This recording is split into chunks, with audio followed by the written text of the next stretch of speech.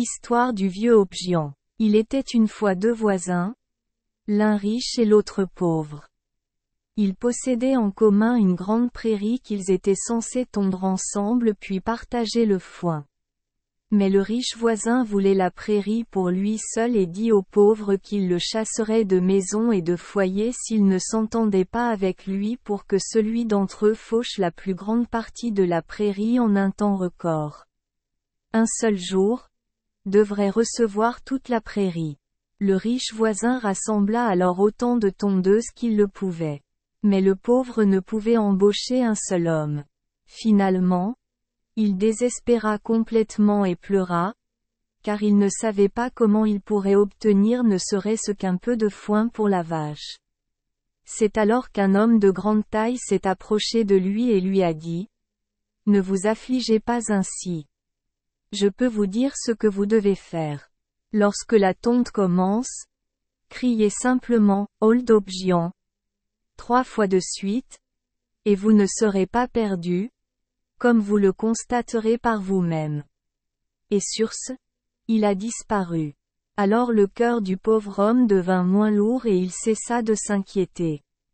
Alors un beau jour, son riche voisin arriva avec pas moins d'une vingtaine d'ouvriers agricoles et ils fauchèrent un andin après l'autre.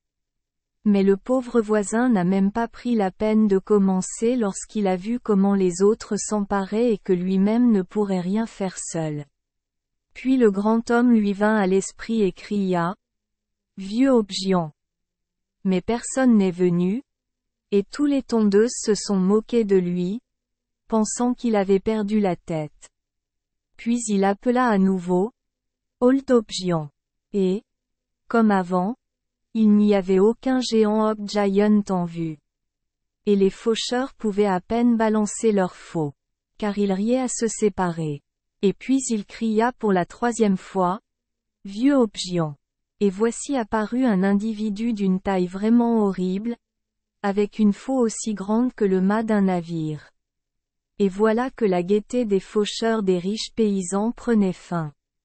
Car lorsque le géant commença à tondre et à se débattre avec sa faux, ils furent effrayés par la force qu'il mettait dans son travail. Et avant qu'ils ne s'en rendent compte, il avait fauché la moitié de la prairie.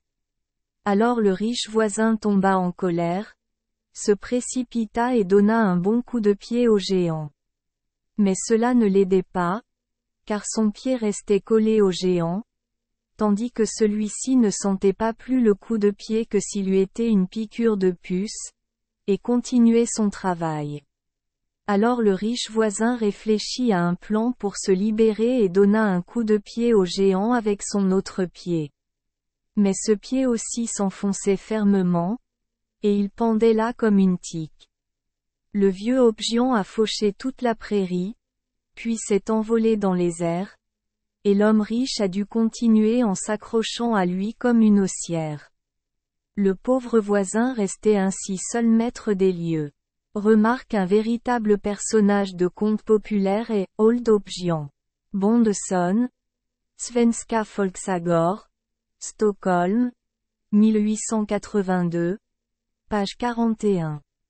From Dalsland, dans lequel un être géant merveilleux vient en aide à un paysan pauvre et le sauve de son oppresseur.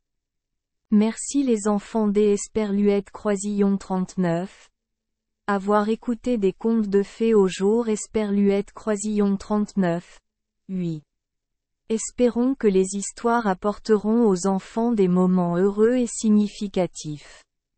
Si vous aimez notre chaîne, veuillez appuyer sur le bouton S Esperluette Croisillon 39.